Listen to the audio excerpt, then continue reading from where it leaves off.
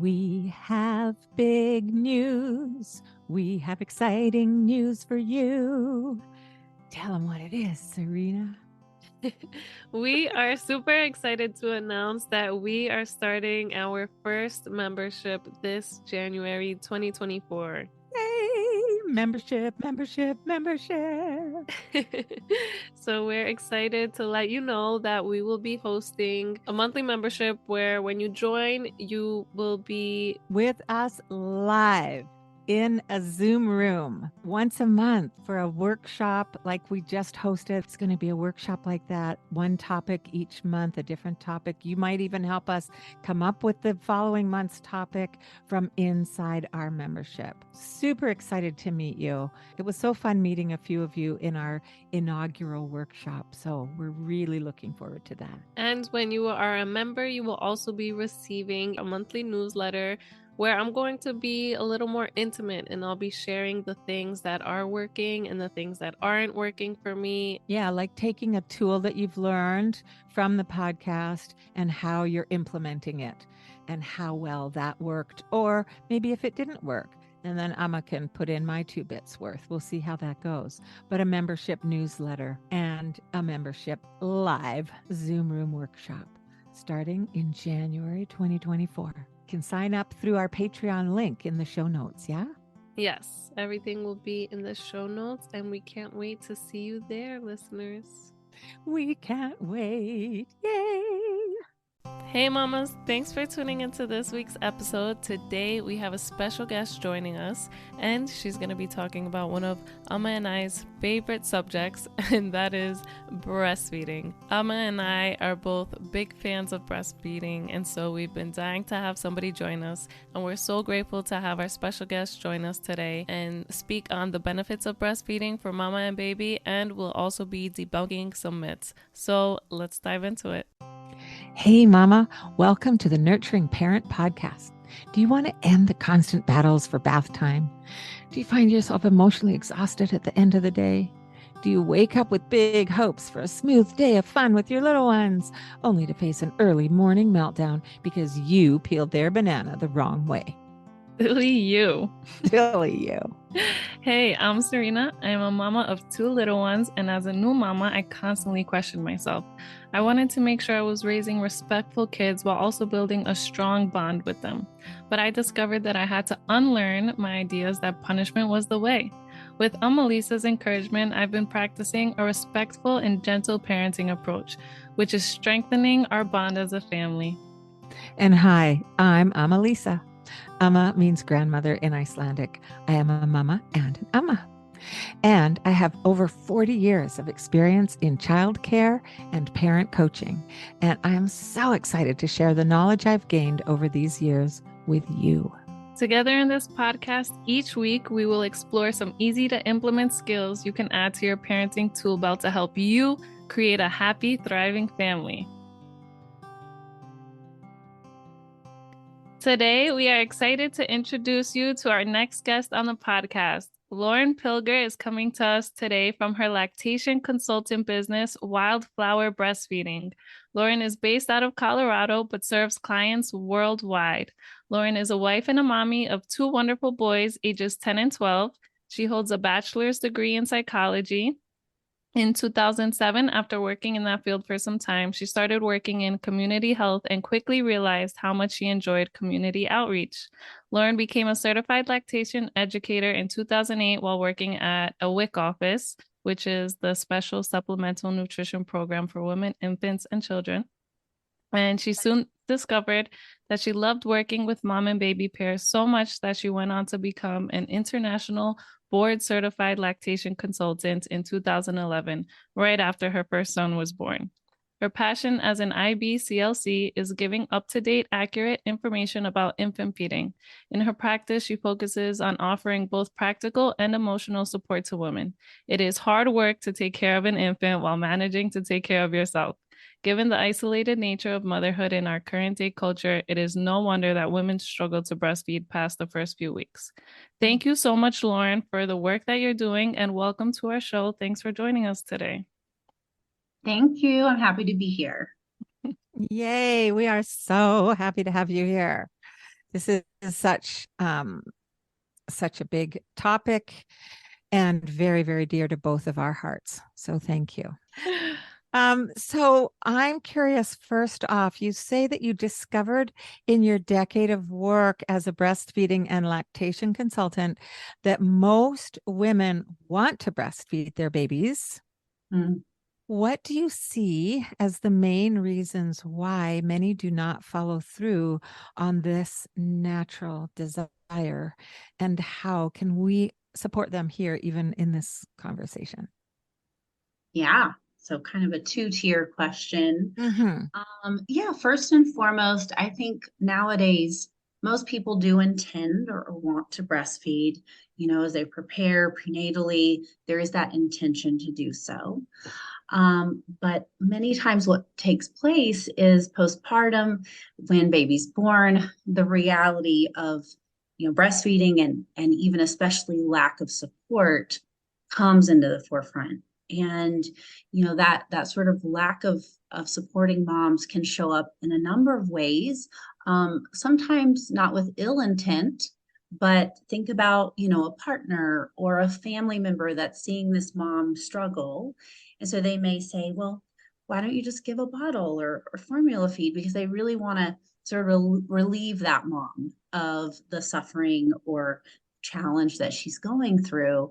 And yet it can really derail her whole plan, right? Very quickly. Mm-hmm. And even from, a medical standpoint, maybe the baby's not gaining as much weight as quickly as hoped, right? So the pediatrician might say, well, we need to supplement, Mm-hmm. and many times, unfortunately, instead of giving that mom an option of, hey, you can pump and supplement your baby with your own milk, or if not, we have donor milk for you. It's just like jumping straight to formula and Mm-hmm. bottles. And so it's, yeah, so on and so forth. So So quickly, right? yeah, Mm-hmm. so quickly that happens.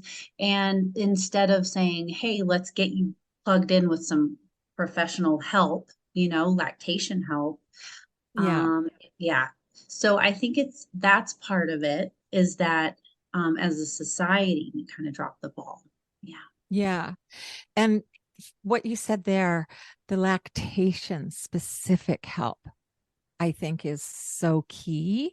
I had a she's in her mid-20s, new mama, relation of mine, a few years ago, had her first child, young, strong, healthy woman, Mhm. birthed her baby, had her baby. And then a few weeks later, I found out that they were supplementing with formula. And I was like, what's going on?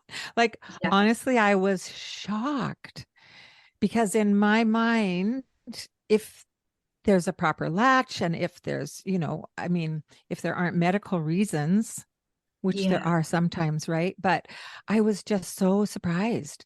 And I was like, have you tried pumping? Like, but then Mhm. because I'm a relative, it's like, what do you say? How do you say things?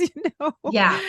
So, but I was really surprised. And I'm also very happy to hear you say that most women nowadays are wanting to breastfeed, because that wasn't my understanding out there in the big world either. Right. And so, and it always comes up, it's like, oh, you must be really anti-formula if you're a lactation consultant, which is not true. No. We're very pro breastfeeding, right? Because we know it's so wonderful, it's so great and provides so many benefits. So we're going to fight for that as much as we can, right? But like you said, there are instances where it's a good thing to have formula. Okay, so what I want to do here for our listeners, because you've got so much and there's all these nuggets coming out, and I'm going to probably just jump in a little frequently. Just there, you said there are so many benefits. So give us some of Give those them benefits, benefits. Yeah, right? let us know. Like, convince our listeners. Convince you. Why do you want to breastfeed your baby? Sure. Well, first and foremost, there are benefits for mom and baby. Not the least of which we know that breast milk is alive, right? It's dynamic, it's changing from day to day, from hour to hour, versus formula. It's a man-made product and it sort of stays the same, right? So it meets those basic needs. That hour to hour piece. I know that there's different breast milk in the morning than there is at bedtime, right? That's right. Yep. There's more sleep inducing hormones like melatonin in our breast milk at night. And so, yeah, the more you just dig and understand how, because breast milk is alive and it's changing with your baby's developing needs, um, it's just wonderful, including immunological benefit, right? So if you get sick, right? If mom, you get exposed, or as a family, baby gets exposed, your body is making those antibodies to those germs, those pathogens from, the environment. And there's that exchange, right? That we know that happens with the baby's saliva at the breast. So direct feeding helps the mom's body to know what to do and what the baby needs. So, yeah. And so from the mother standpoint, we see lower incidences of breast cancer, ovarian cancer. From a mental health standpoint, we see lower rates of postpartum depression and anxiety because of that oxytocin, right? So bodies are supporting us with that oxytocin during that time that we see can offset those negative effects during that postpartum period, where 1 in 5 moms can have postpartum depression, anxiety.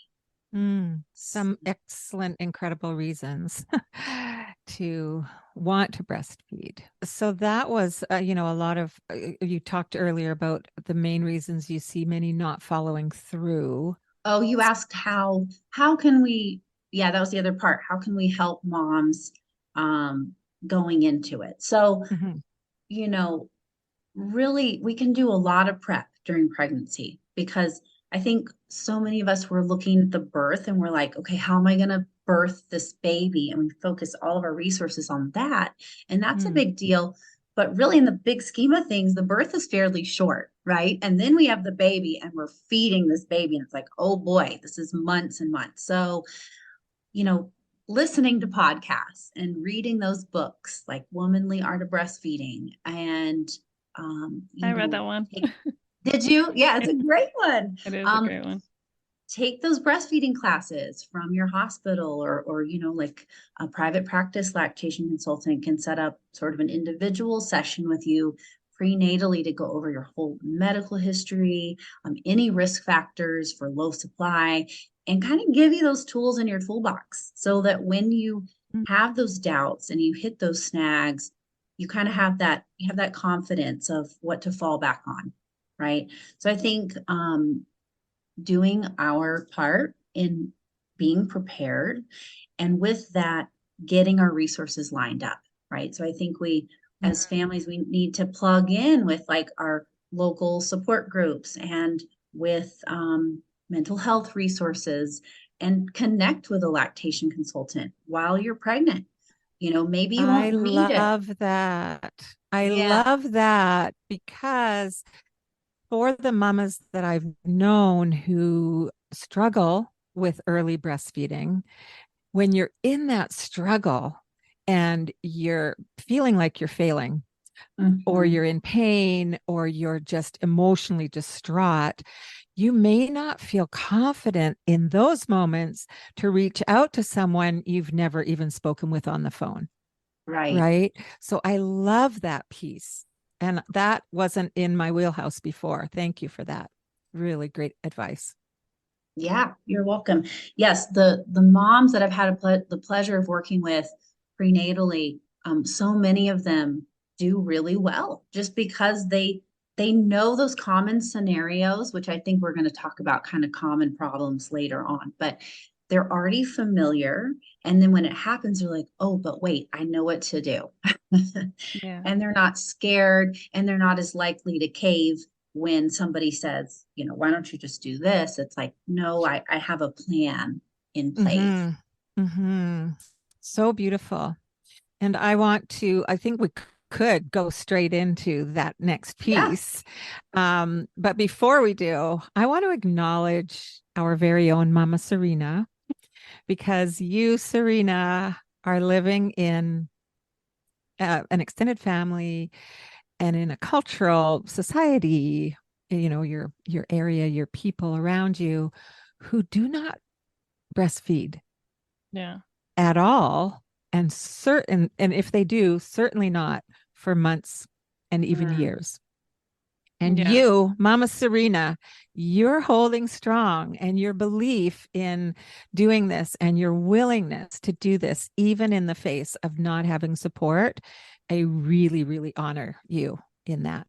Yeah, so maybe I didn't have the physical support, but I did listen to a lot of podcasts. So podcast was my support for me. I did reach out to Nice. the local La Leche League, and I connected with somebody, and I was pregnant when I first did that. That was during the pandemic and there were no classes. So I was really looking for some kind of support to know what I was getting into. And yeah, if I didn't have that support and being prepared, having a pump on hand, because it was so hard. And that's true. Labor happened so fast, but then it was like, I have to feed this child, and it's days of pain versus the few hours that I experienced. And so for a whole day, I had to just pump because it was just bleeding and sore. But then I didn't want to give up. So thankfully, I just took a day to pump and recuperate a little bit, and then I was back at it because of all the support and listening to those podcasts and getting educated. So thankfully I had that. That's great. So from that, Serena, like my experience, given it was 37 years ago that I had my baby, but for me there wasn't, and I want to reassure listeners that it doesn't have to be painful for days. Am I right, Lauren? Oh yeah, With you're the new correct. first, okay. Because that sounded really hard, and like kudos to you for keeping going. I didn't experience any bleeding or any pain that went on for days. And so I just want to reassure our listeners that Lauren's going to help us with that piece here. Right. Well, so what I tell people is we kind of expect, of course, there's going to be some sensitivity. I like to say tenderness, right? Mm-hmm. Because maybe this is your first baby. You've never done this before, right? Mm-hmm. So there's an adjustment period, but that's the distinctions, like, is it sensitivity or tenderness versus pain? And so pain is our body's way of telling us something's wrong, right? And pain, the whole feeding and in between, that's a red flag. So part of that is, so getting into kind of the common issues is, moms will do anything for our baby. And so oftentimes I see moms suffering through a bad latch because they're like, okay, I've got the baby to finally latch on. Like, I'm just going to, bear with it, like grit my teeth and get through it. Yep, that was me. So, yeah. And just real quick, Lauren, just real quick before you keep going, for our listeners who may be pregnant with their first baby, can you just describe what latch means? So the latch itself is when we're, bringing baby to breast, and baby is going to open wide, tilt their head back, come in chin first, compress the breast, and kind of come up and around. So think about the way that we eat a sandwich. We tilt our head back, the bottom first. It hits our jaw on the bottom, and then the top comes up and around. And we kind of want to think about latching like that versus too symmetrical, right? Instead of having the nipple just go straight in symmetrically, we actually want it to be pointed up toward the roof of the baby's mouth in the back, because that's where the sucking reflex is. And that's where it's going to feel like that tugging, but not pain. So we want a tugging, but a not painful feeling. Wow. Thank you. That was such a great description. Yeah. Okay, good. Hopefully you guys can visualize if you're listening. I actually took a screenshot of your finger in the right position. That was, yeah. Here, do that again. Do that again. I'll get one more. Right. So this is the way we want it. Excellent.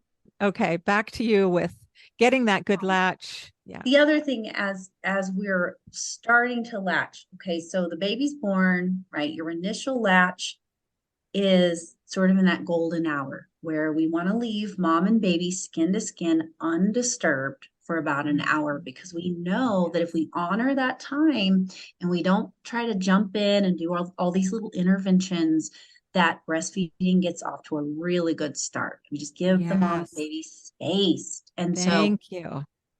so I really like to stress to people that your baby is very smart. Your baby is born with reflexes that help them to latch on. So honestly, it takes the pressure off of mom to have to do everything, quote unquote, right. Because you can lay the baby skin to skin. They will start rooting, right? They are born to do that. Find the food source, find the nipple, and latch on. And so many times during pregnancy, if you notice your nipple, your areola, they're getting darker, part of that is because that's helping the baby to find where to eat. That's so cool. So cool. And on top of that, your nipple and your areola have these little glands, the Montgomery glands, that secrete an oily substance that actually smell like amniotic fluid. So your breast and your areola smell like home to them. Oh my gosh. Oh my goodness. It's just miraculous, isn't it? It is. It's so cool. So really the other common issue is moms, we always want to hunch over when we kind of chase the baby with our breast. So what we want to do is get your upper body situated, well supported, right? Good posture. And we're going to think about bringing the baby to the breast, not the breast to the baby. We're going to stay where we are. We're going to bring the baby up and latch. And so because you're going to be feeding so often, right? Probably at least every 2 hours with a newborn minimum. Thank you. Yes. We gotta have good upper body support. And for some people, they might use a pillow, like a special breastfeeding pillow, like a Boppy or My Breast Friend. That's fine. But make sure that that pillow doesn't increase the distance between yourself and your baby, because we want the baby to be hugged in as tight as possible with ear, shoulder, hip in a straight line up against mom's body, right? So they're not going anywhere. And we're going to support them at the nape of their neck, right? So that they can tilt their head back. If we push on the back of their head, that's going to be frustrating for them, right? So we just support them at the nape of their neck. They're going to lean back, open wide, and latch. Nice.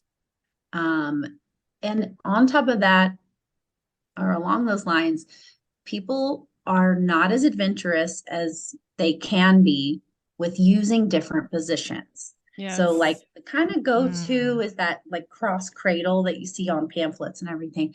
That's one of like maybe 5 different, you can latch the baby anywhere, but there's more like 4 or 5 kind of common ones, and try them all, like see how they feel, be open to switching it up. Because if you feed the baby in the football hold sometimes, and then the side lying, and then the cross cradle, you're going to drain the breast more fully, right?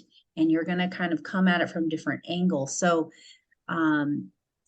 football is really good after a C-section, because we don't want to have any pressure on mom's abdomen. So having the baby on the side and kind of coming in underneath and around, that's where having a lactation consultant come in. Like if you want to have them do a home visit or even virtually, they can show you all these different things. So if you're feeling scared, they can help you dial it in.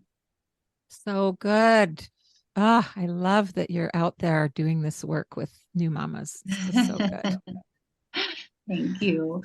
Let me think what else. I'm wondering if there's any myths that you'd like to debunk with us. Any myths about breastfeeding? Because I know there's a few out there. Don't breastfeed your baby to sleep. How long should an infant or a child breastfeed? Like, you can't breastfeed longer than X number of weeks or months or whatever. Anything. And you probably know a lot more of the myths that are out there. Those were a couple I came up with. No, I like yours. I think we should talk about those. So the first one, don't breastfeed to sleep, always kind of makes me laugh because Thank you. Because of the fact that our breast milk contains those sleep inducing hormones, the melatonin, the tryptophan, which converts to serotonin. So why would we sort of fight nature on that? Right? That's what the breast is intended to do, is to soothe. And I think a piece of it is we think too much about the breast just being for food, and it's for everything. It's not just Yes. eating, but it's soothing your baby. And babies need to co-regulate with us, right? They're not meant to try to make themselves feel better and soothe themselves. They're depending on your breast, their safe place to, to go to sleep. So use it. And yeah, that's really how trust is built, as we respond to our baby's cues and we feed them on demand. You can't overfeed. You can't overdo it, because babies regulate so perfectly what they need. They'll just pop off if they're done, Yes, thank you. I mean, who do we think we are telling our babies what they need? Because we don't actually know. They are only tuned in to their bodies in the beginning. That's all they have, is responding to their physiological needs, right? It's just amazing to me that we've come so far away from our instinctual knowing. Yeah. So thank you. That was like with our conversation when we had connected slumber, and just getting so far away from our instincts and not following what we feel like we need to do. That is so true. Yeah. And we kind of doubt ourselves, and we don't listen to our gut. We Google it too much, and we crowdsource, and then we get into trouble, because each mom and baby is a little different. And we have to kind of find what works for us and go with our intuition. You can trust your gut. If something's wrong, do something about it. And following our baby's cues. I say it all the time. Your baby is so smart, and you can let your baby lead the way instead of trying to impose, schedules and timing the feeds and being obsessed with that, and kind of superimposing our own culture, our own societal norms on top. Babies don't know time. All they know is they were safe in the womb. Now they're in the world. Your chest is their safe place. Now it's their home, and that's where all the needs get met. So yeah, trusting that process. Yes, 100,000%. Yes. So the other one is, how long should people breastfeed? People always ask me, like, how long should I breastfeed? That's going to be a very individual decision with a lot of factors coming into play. But the good news is there's no point at which your breast milk loses benefit, right? And the breastfeeding relationship loses benefit. There's no arbitrary point. A year, 2 years, 3 years, it's still there. It's all there. So you and your baby, you're part of a relationship. You're a dyad, and you and your baby get to decide. Not anybody else. They don't get to really tell you what you can or can't do. And as long as it's, mutually beneficial for the two of you, keep going, right? And one of the coolest things that I love about breast milk is in the second year, so from age 1 to 2, those immunological benefits actually increase, which is so perfectly timed with your baby becoming more mobile. They're down on the ground, they're eating dirt, they're, getting exposed to germs, and they're getting that extra protection. I love that fact. That's amazing. Wow. And they're also probably out with more children and interacting with more other families and play dates, if not in group care, that kind of thing. So there's a lot more bugs to be exposed to. That's everywhere. awesome. Yeah. So we should never ever discourage moms, from breastfeeding for any reason. Babies continue to need comfort all the way up to age 2 and beyond. They fall down, they get hurt, you pop them on the breast, they're comforted immediately, and they're off running around playing again. And so I kind of like to call it like parenting through breastfeeding, because that's what you're really doing. I love that. I was definitely a beyond 2-year-old breastfeeding mama. Yes. And what I loved about it, it was really, I did the child-led weaning process. Well, it wasn't a process, it just naturally happened over time. And what I loved about it was, in those first few weeks and months, and you're breastfeeding every 2 hours or more, like you said. And it's like, oh my gosh, how can Yeah. I possibly keep going? And then over time, the gaps in between, even at a few months, now it's 3 or 4 hours. Now it's 4 or 5, 6 hours, and the gaps just lengthen and lengthen. And Yeah. then towards the end of my child's breastfeeding time, she would just come to me when she needed comforting, Mm-hmm. and it was if whatever had happened, whether it was a physical hurt or an emotional upset or something. And it would just be very short and way long in between, Yeah. So that's lovely. So I have a And myth for you. Okay.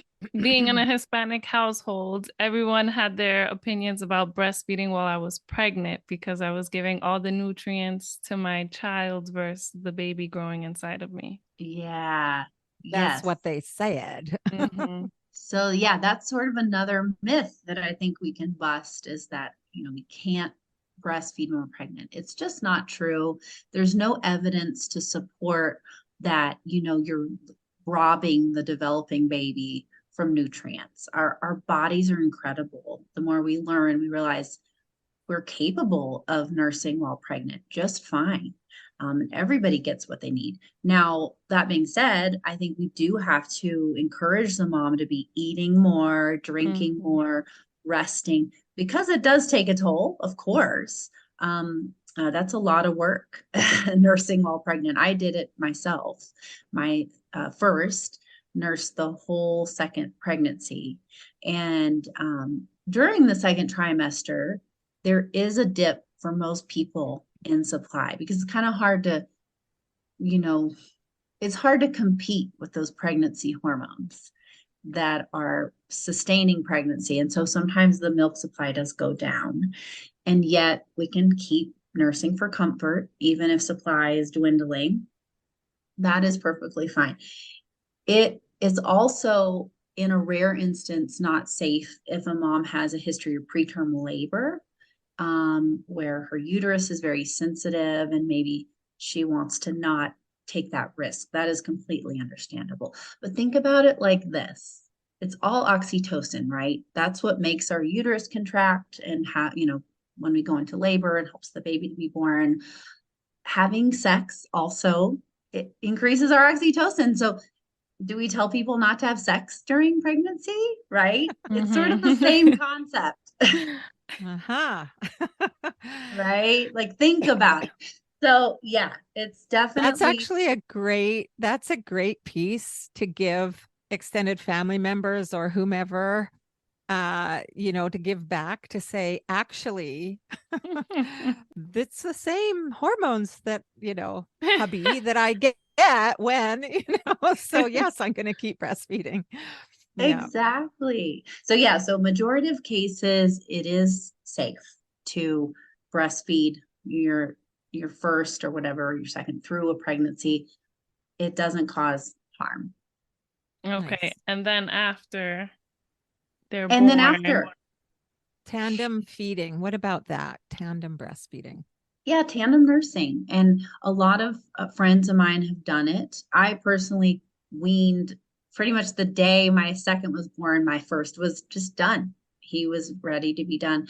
But I think if you can tandem nurse, it's so nice to help those siblings get along better, to make that adjustment. They feel less, dethroned because now they can both still be comforted by mom in the same way. And so I think it really makes for a beautiful kind of sibling connection. Yeah, I felt that. So I felt like I had to try, and mine was just about to turn 2 when I came home with the newborn, and she was just too heavy like on me, and it was uncomfortable. So I put a little toothpaste, and then she was like, "Yeah, no, thank you." And Yep. I tried it for a day though, so she didn't feel like her sister was taking over, something that was so comforting for her. And then after the toothpaste, she was like, "I'm okay. Doesn't taste the same." So you Yep. put toothpaste on the nipple. Yeah. So, Right. Lauren, I wonder if Serena, if she had known you and had come to you for a little bit of support, even virtually like this, if you might have been able to support her in finding ways that she could nurse an older, heavier to hold child. Because I'm imagining that there are ways that that toddler could have found the breast without needing to be held by you, right?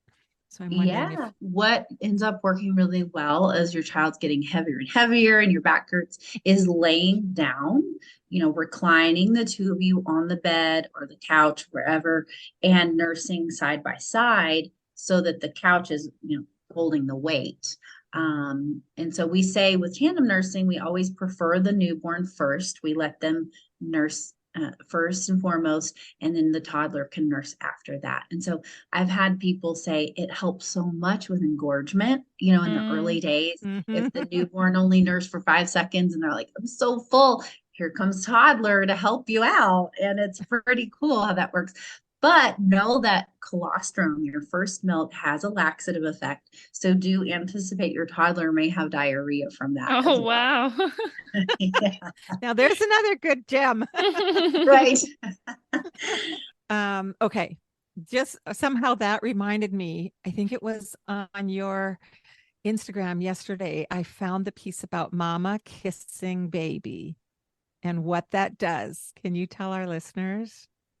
Yeah, so it's kind of the same idea of how the saliva interacts at the breast. So So when wait, we sorry. yeah, Can you explain a little more about that, the saliva? Because that breezed past earlier, and I want a little more about that. How does the yeah, baby's saliva interact? yeah. So when a baby is latched directly to the breast, their saliva communicates with mom's body, right? So there's this exchange that takes place where sort of like the baby is letting the mom's body know this is what I need. So this can work for Okay. illness, if the baby's sick, and then the mom in turn, her body makes antibodies to those germs, to those pathogens. And so Okay. it's the same thing when we're, kissing the baby and mom and dad, we're kind of sharing our cooties. That's what we do with skin to skin is we want baby, we're kind of priming their gut for the outside world, right? We're breastfeeding them whilst exposing them to things to within reason, within family members and things like that, so that they can start to have their own immunity. And so babies immune systems aren't fully mature till they're 7 years old. Mm. So Hmm. um so they're kind of borrowing from our immunity, which they get from pregnancy and postpartum and through breastfeeding. So that's all, yeah, really, really neat. So when we kiss their faces and their heads, Yeah. I think it was like then we're picking up anything that might be on their skin that if there's any pathogens or Yeah. bugs, we generally call them around.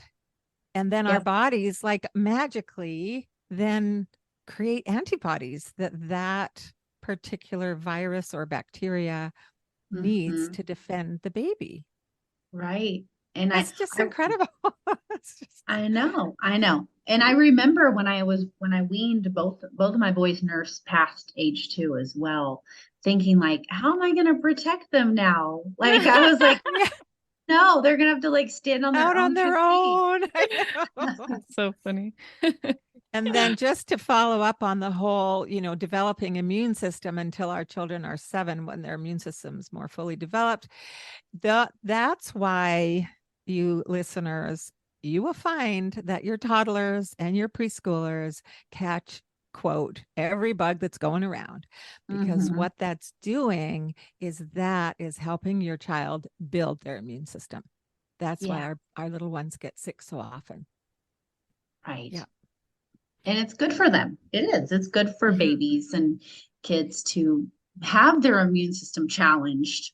We don't want to Mhm. hide them away and protect them too much, because then, yeah, it just does better for them long term if they can be exposed earlier. And so, just on that, just to be a little more specific, when you bring a newborn baby home and you've Mhm. got, parent or parents and possibly siblings, maybe extended family living in the same household, Mhm. how do you recommend for people? Like, should you have visitors in? Should everybody hold the baby? Should how big is that immediate circle for our brand new mamas?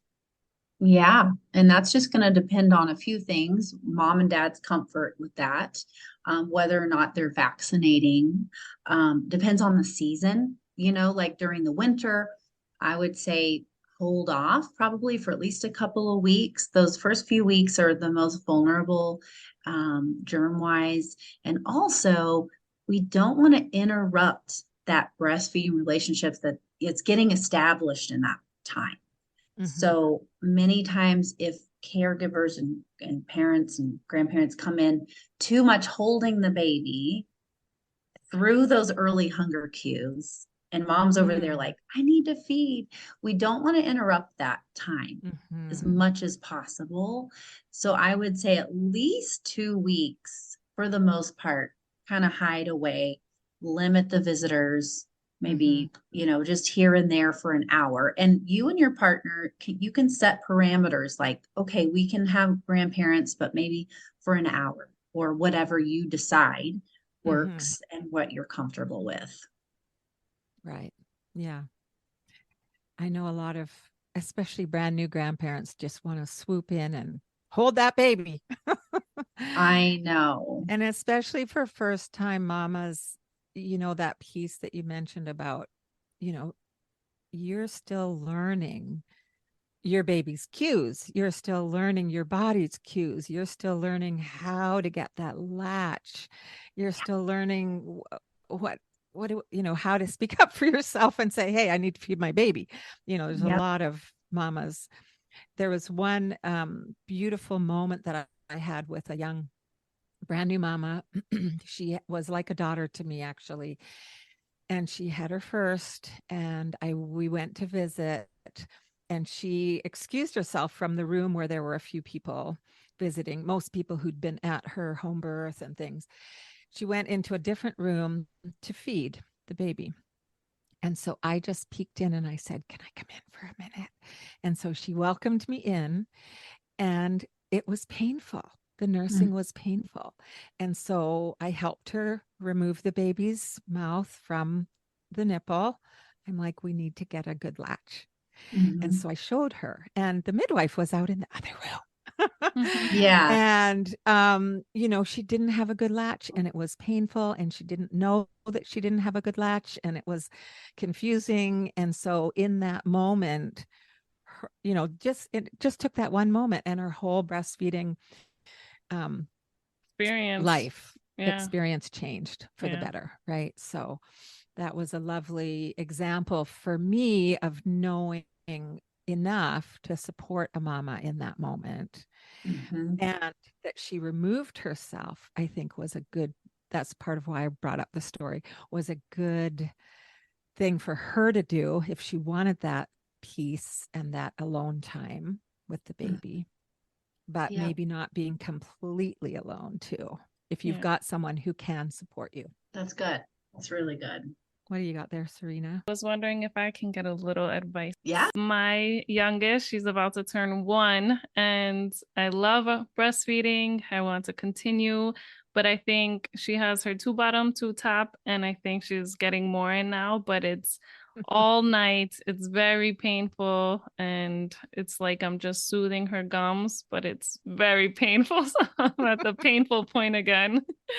Yeah. And yeah, I don't want to cut her off, but last night was tough. So it's Yes. the two pieces, right? It's the all night nursing, because you mentioned this to me before, Serena, that Mhm. like wanting to suckle, it's like honestly, and then the teething part. Yeah. Yeah. Right, right. Well, and that's where, if something's not working, we can always kind of help to change that, because your needs are important in this scenario, right? So, the tricky part is sometimes people will come to me and say, I want a night wean. Like, I want to nurse during the day. That's fine. I just don't want to do the nighttime weaning. But keep in mind that the night weaning should technically come last, because you don't want to lose sleep over it too much, right? And so sometimes that is kind of the go-to, is just latching them on for a little bit. They go back to sleep versus the whole ordeal. But if you're just done, then what you'll need to do is get a helper. I don't know if do you have a partner who can help in the night? Yes. I don't think you're done though. Just with Um, that constant all night nursing, isn't it? yeah. Yeah. It's being the soother for teething all night. Mm. It's painful. So you could do like a partial night weaning, say, Mhm. where you're like, okay, I agree to nurse her until about midnight or whatever. And then after that point, my partner's going to come in and do the comfort measures, offer a cup with water, or whatever is comforting, sing a song, give them a special blanket, those kind of things, and sort of rock them back to sleep and do the whole routine. So it usually takes about 3 to 4 nights to kind of create a new habit around sleep. And that's kind of what you want to do. Now, teething wise, usually it's short lived, right? Like when they're cutting a tooth, it can be a week or a little bit more, but usually hanging in there, the tooth will erupt and inevitably it'll kind of settle back in. And so this is so typical, right? Things ramp up and we're like, I can't take it anymore. And Yep. then they kind of like are okay again. Yeah. Yep. That's very true. It's just a little season. Yeah, but I hear you. Babies tend to bite and clamp down towards the end of the feed. So keep a close eye, and you can preventatively unlatch before they start to sink their teeth down into your nipple. Okay. Yeah, like if she is actually drifting deeper into sleep, and is that moment too, right? It's like, quick, Yes. remove. Right. Yeah.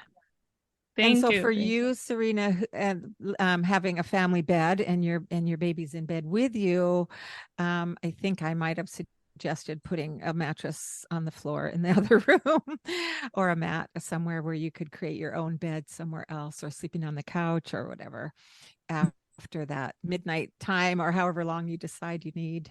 Yes, I think we're at that point, and definitely Yeah. gonna try that. Yeah. Okay. Yeah. Starting tonight. Effective immediately. Yes. Yeah, that's right. Before we end, if we can ask you a few questions. Yes. All right. So, number one is, what's one thing that surprised you about becoming a parent? So, yeah, I think hopefully not to put a negative spin on this, but never getting a break, right? You never really ever get a true break. You may even sort of get a physical break where you can kind of go do a little bit of self-care, whatever, and come back. But mentally, Yes. the mental load of motherhood really was surprising for me, of how it never really stops. Yep, I feel you. Yeah. And my baby's 37 and a half. And I tell you, she's in there still, as are my Yeah, grandchildren now. So, as they say, once a mama, always a mama. Yeah, I don't think fathers understand that. I don't think they ever will understand that mental load that it takes on us. exactly. No. All right, number two is, what does being a nurturing parent look like to you? So from early on, my husband and I had sort of decided on the attachment parenting style, where, you respond quickly, like as soon as your baby's crying, you pick them up, you comfort them, you feed them, and so on. that to me sort of defined how I wanted to nurture my kids. I wanted to show them, like, when you need something, that need is going to be met. And, they're 10 and 12 now, and they're very independent. And so I think if we meet those needs very heavily and very frequently and consistently early on, it Yes. really pays off in the end. Yes. So true. So Thank true. you. That is exactly what we are about here at the Nurturing Parent Podcast. Yay! Exactly. That's very true. There's a big misconception about that. Like if we respond to them, they're gonna take advantage, or they're more attached to us and they have separation problems. All a lie. Right. And another myth to bust. Yep. Just before we get to that last question, I meant to say, was there anything else that's really burning for you, Lauren, that you want to share with our listeners before we go? The last thing I would just say is, if you have a gut feeling something's off with breastfeeding, get help sooner than later. Don't suffer through it. Don't be like, oh, I guess it's supposed to hurt or whatever. The sooner the better, because then we can make a game plan. Perfect. Thank you. Yeah, you're welcome. So lastly is, where can our listeners find you and reach out to you and get your services? Yeah, so I'm on Facebook, Instagram under Wildflower Breastfeeding. And then my website is the same, wildflowerbreastfeeding.com. And so if you're interested in learning more, connecting with me, you can go on the website, put in your basic info, and I will get an email, and we can connect from there. I love your Instagram. I follow you mostly on Instagram, and that's where I found you. And thank you so much for bringing your expertise and your passion for what you do, and for everything that you are doing to support nursing breastfeeding mamas out there in the world. Absolutely. So thank you for hosting this podcast and doing this. It's so needed. And it's so easily accessible to moms and families. And so keep it up. And if you ever want to have me back, I'm happy to come. Thank you so much, Lauren. Thank you. Yeah. Beautiful. I really hope that Lauren does come back and join us, because there are so many other things that we can talk about regarding breastfeeding. But to just share with you my gems, it's actually just one. And that is that if you do want to breastfeed, and that is the journey that you are choosing, for you to know that there is support. And that is why Lauren is doing the work that she's doing. And I love how she mentioned that we prepare so much for birth, but we don't prepare ourselves for breastfeeding. And that's a lot longer than the time it takes to birth a child if you are going to be breastfeeding. So breastfeeding is natural, but it's not easy for a lot of people. As Lauren mentioned, most women want to breastfeed, but there are obstacles and we need that support. So I like how she mentioned to prepare to have that support on hand. If you want to do it, you can make it happen, mama. And yes, I understand for medical reasons, maybe it's not possible sometimes, but get the support before you throw in the towel. Thanks for tuning in, and take care, mamas. Hey, Mama. Thank you for being here with us. Okay, how cute was that? Thanks for being here with us. Hit subscribe to get notified. And hey, did you get anything out of this episode? I know I did. Show some love and send it to your mama friends to bless their day too. And before you run and change that diaper, take 5 seconds and leave us a review saying how much you love us. You'll be helping other mamas find us. Did you know that? And hopefully find answers to the questions that are keeping them awake at night. And if you screenshot your review and DM it to us, you will be entered to win a 1-hour coaching call at a discounted price with Amelisa. I can't wait to chat with you. Come hang out with us in our Facebook group or on Instagram. Just click the links in the show notes, and you can direct message us anytime. We would love to chat with you. We also have a buy me a coffee option for a fun way that you can support this podcast for just as much as you care to give. Just click the show support link in our show notes. Thank you. See you next week.